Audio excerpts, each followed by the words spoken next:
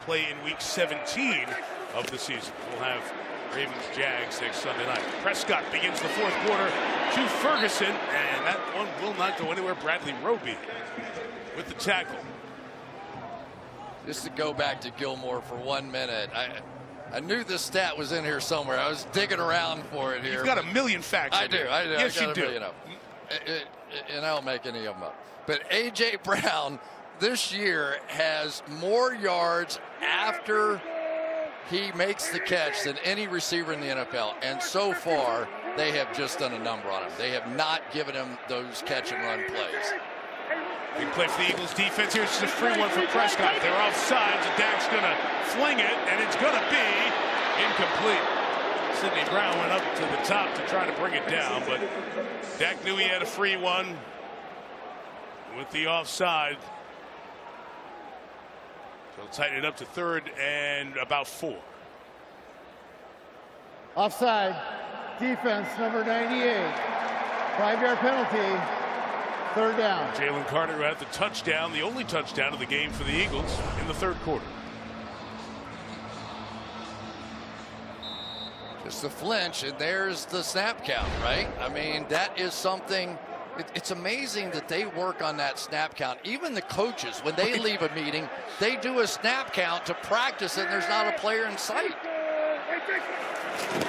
Third and 4. Prescott scanning underneath, complete, and the first down picked up across the 40-yard line with C.D. Lamb. Not afraid to go inside and get the tough ones as well. I tell you, it's one of the most impressive things about C.D. Lamb is exactly what you just said, is that, you know, he's a relatively big guy, but they ask him in so many circumstances to run those seam routes, to run down the middle of the field, knowing you can get whacked on some of those passes. He never flinches. Here we go! 41. Down. Forward to the 45. I want to come back to the here we go and the cadence and that free 5 yards that helped to get a first down there. Yep. And Mike McCarthy was very cognizant of trying to clean it up. But you played that clip before earlier from Aaron Rodgers. Mike said you go back to Brett Favre in the Green Bay days and Frank Winter, who was the center, and just he knew the importance of the cadence when he got to Green Bay, and they passed it down the Favre generation to the Rodgers generation. And now McCarthy's passing it down to this Cowboy team. Well, it allows them to communicate up to the point where the quarterback's ready to snap it. From the 45, Dak, deep drop, look left, covered, back in the middle, almost into harm's way. Incomplete.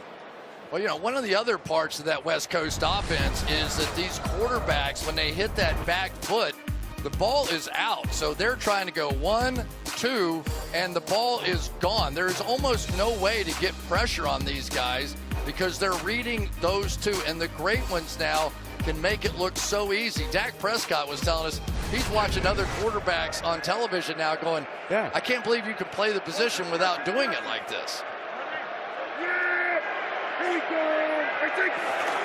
Third and 6. Prescott fires, contact there, flag in. James Bradbury had a hand on Cavante Turpin as he was coming out of his break. That'll keep the drive going for the Cowboys. Not much doubt, no question that the cornerbacks of the Philadelphia Eagles, James Bradbury and Slay. Pass interference. Defense, number 24. Ball was placed at the spot of the foul. Automatic. First down. Just had so much to do with the Philadelphia Eagles making it to the Super Bowl a year ago, but when you've got a wide receiver in Cavante Turpin who is 153 pounds, sometimes the force has more impact than it would otherwise. Keeps this Dallas drive going. 2 and change into the fourth. Cowboys trying to tie the Eagles atop the division.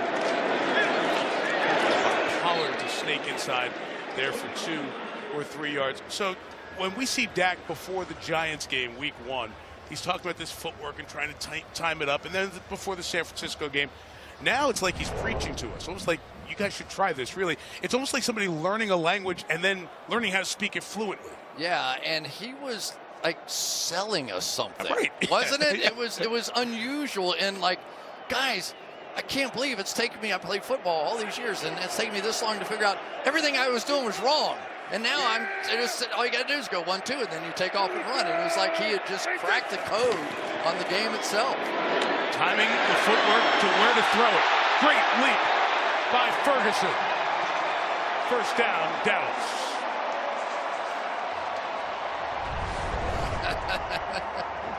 There we go, Ronaldo Nehemiah all day long, right there, little Olympic promo. Those tight ends hate so much when small defensive backs come up and attack their knees, and that is the counterpunch to it. Now, if they catch your knee, you're going to take flight, but works that time for Ferguson, who had a little laugh to go after. No laughing Robert Prince over there as well. So first down picked up by the Cowboys, the 34-yard line. 11:15 to go to Brandon Cooks on the edge with a cut inside. They get about a half dozen, take it to the 27-yard line.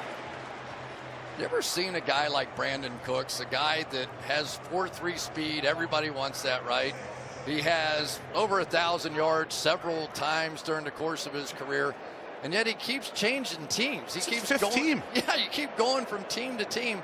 Somebody explained it to me that, because he's not a big, strong guy, an A.J. Brown kind of guy, that you can't really afford to pay him the number 1 receiver money, but his number 1.5 or so, he's such a dynamic second. It really sets up opportunities for the other, CeeDee Lamb, etc. No gain for Pollard. Nolan Smith and Marlon Tuipulotu with the tackle. Third down coming up. Cowboys in field goal range. Aubrey hasn't missed this year. Sirianni's team could go down 3 scores. And again, if they are tied after tonight in the division, Philadelphia still controls their path. If they win out, they would win the NFC East. But the margin for error disappears. Philly's schedule gets easier. Dallas has that rough road coming up that Philadelphia is exiting here tonight. Although they do go to Seattle next Monday. That's nothing easy. Prescott, shoulder shake. End zone shot. For Cooks. Bradbury in coverage, incomplete.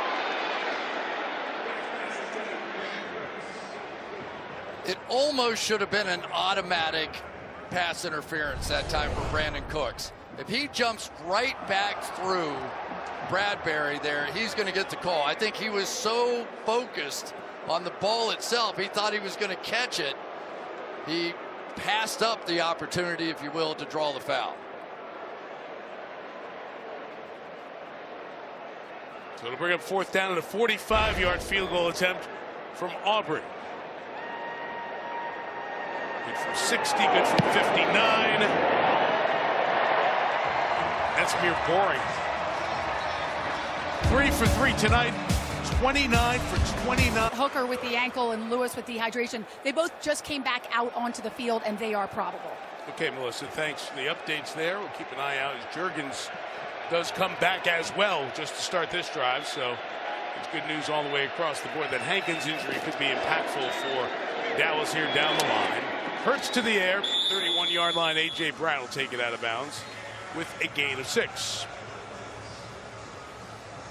Let's check back in here with Mazi Smith. We were saying that they were really hoping to get a little bit more out of him. And one of the things that they were doing with Mazi is that they wanted him to not just try to stop the run and not just play there, but to actually start attacking up the field. And they got another player down here for the Cowboys. Yeah, it's Jaron Kearse who went down for Dallas. So Melissa just updated us on those other injuries, but Kearse is the one who's down right now. And the athletic training staff going to check him out. 9:35 here in the fourth quarter. 8th-year man out of Clemson.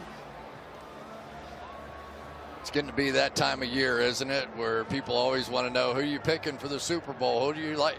And you go, well, I always say, tell me who's playing at that point, right? Because you just don't know. I mean, it's a war of attrition. Everybody understands the injuries in the NFL. Who's left standing and healthy, and those are usually the really dangerous teams at the end of the season. Well, Chris, you think about the Cowboys this season, and their losses. In Philadelphia, we know.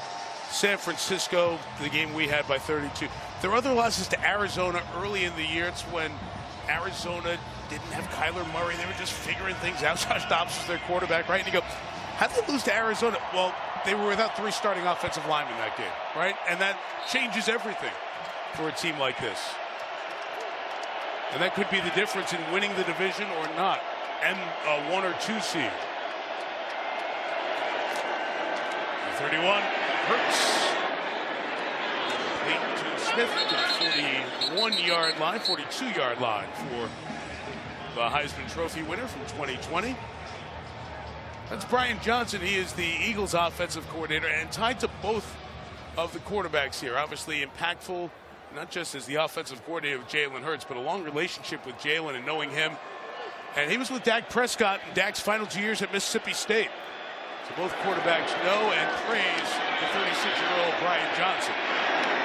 His quarterback throws to A.J. Brown, bumped out of bounds for the first down in Cowboy territory. Yeah, and Dak was telling us that but for Brian Johnson, I would not be the quarterback that I am today. That basically he had a plan, or taught me to have a plan on every single snap of the ball.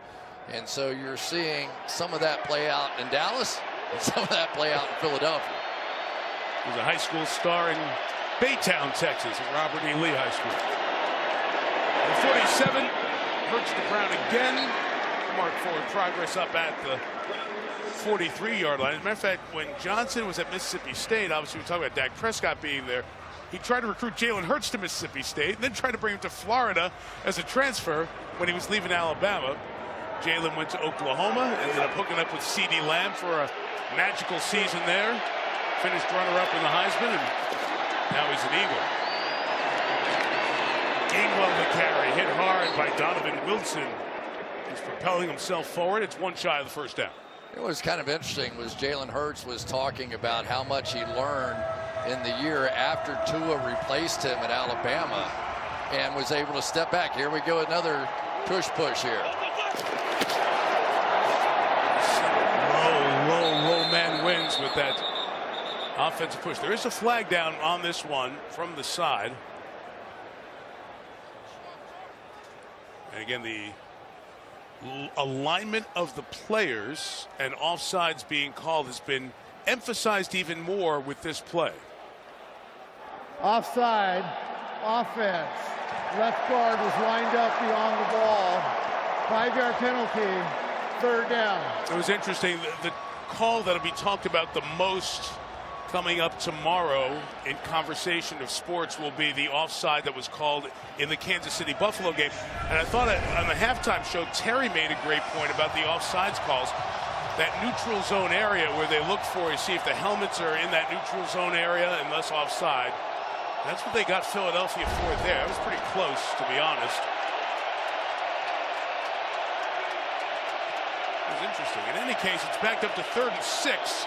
Hurts going to do it in the air with A.J. Brown. They're going to get it to make the point moot on the offside and get it inside the 35-yard line. There's some of that running capability right there, but that tush push has really taken on a life of its own, hasn't it? I mean, there's so many nuances. The way the Cowboys are playing it tonight is completely different than the way they played it in the game earlier this year. It's amazing how many times this changes. 35. Hurts. Devontae Smith into the secondary and lost the football. And Dallas is on it. 3rd turnover for Philadelphia. Malik Hooker was there. They're going to rule him down by contact back at the 12-yard line. So none of this will count. The ruling on the field is a fumble recovered by the defense. Also, we determined that the defender gave himself up to the ground. Marquise Bell punched it out, and they say right there he had given himself up. So night for the Philadelphia receivers, and Marquise Bell on the left there. Punching it out for Dallas adds to the misery for Devontae Smith and the Philadelphia offense. Down 30-13, and they've turned it over 3 times. From the 12, Tony Pollard to the right.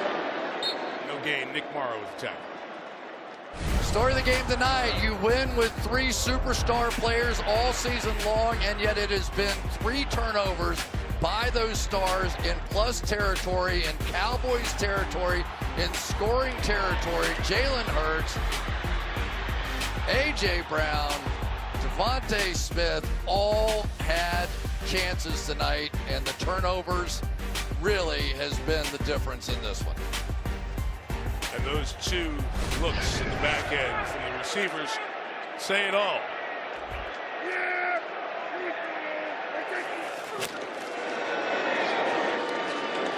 Pollard to the 18-yard line. So when you get a turnover for the Cowboys, where does it go? Back home with you?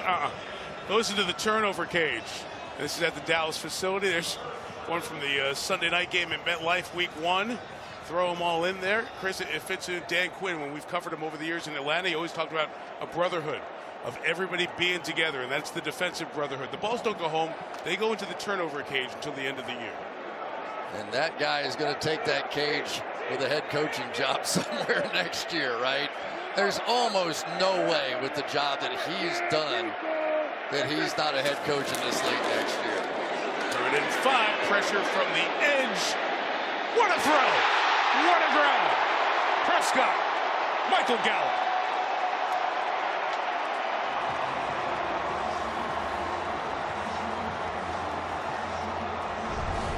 I wasn't sure Dak was going to get this ball off or not. Not only did he get it off, but he dropped it right into that turnover bucket that we just showed. Perfectly done. What a job with the feet. This has been one fantastic effort tonight by the Dallas Cowboys. 39 on that one. This is Jake Ferguson to the 37-yard line. This is a Dallas team flag down here. It's an ineligible man downfield, the preliminary indication. This will be accepted penalty number 18 on the night, if it stays up. There's no foul on the play. It doesn't. 2nd down. 10 on Philly, 7 on Dallas. And I'll mark the ball at the 37-yard line. Chris, that's the other part of this. When we left San Francisco, the Niners cleaned out Dallas 42-10. Dak Prescott was working that footwork and the timing and all that stuff, but he just needed to have a little bit of something else, right? Some of it was getting out of the pocket, but you said it before, it's calling those deep shots as well, and they've started to really connect for this offense. You know, and you go, oh, wow, that was surprising. They took a deep shot there in that situation. You know, you're trying to protect the lead, whatever. No, they now trust Dak Prescott. If it's there, go ahead and throw it. We're good. But if not, he's done such a great job of checking it down that they're not afraid to call 10 of them a game now. With the run from the 1st down to the 32-yard line. So this thing is going to tighten up. Philly loses here, they're 10-3. Dallas wins, they're 10-3. San Francisco's 10-3. There's the slate the rest of the way. At Seattle, move to a Monday night, and then Giants, Arizona, Giants.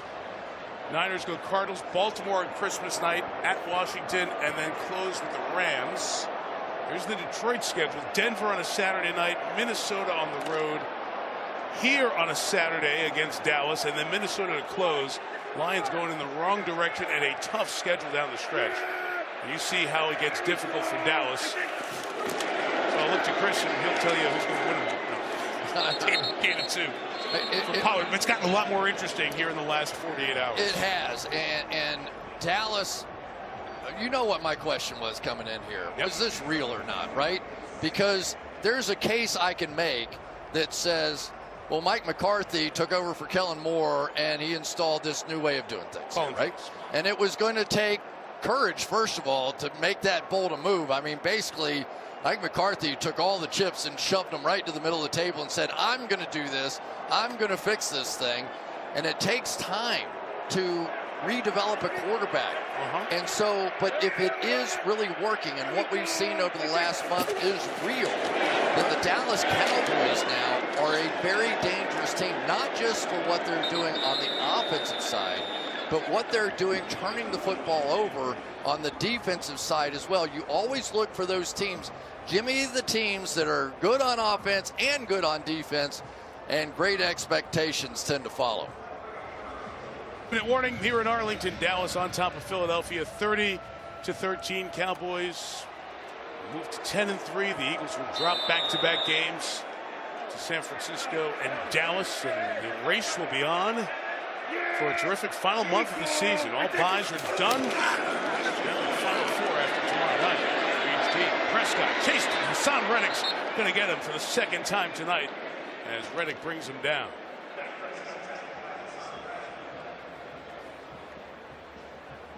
That's number 2. That's 11.5 on the season. He had 16 last year. He is just so athletic. He really is. Just a guy that's relentless in his effort. You have to be happy for him, too, because he was told he had to be an off-the-ball linebacker, and he knew he wasn't, but he did the best he could. He was out in Arizona, tried to do it. They flip him back to edge, and he has been dynamite. He went to them and said, hey, you put me back out, put me on the edge, let me try over there, and he did. And he had a great year, and then he was free agent. And he's stopped in a couple of places, but he's back near home in Camden, New Jersey. Sacked there. Cowboys run some clock and take a timeout. We will as well with $1:13 to go.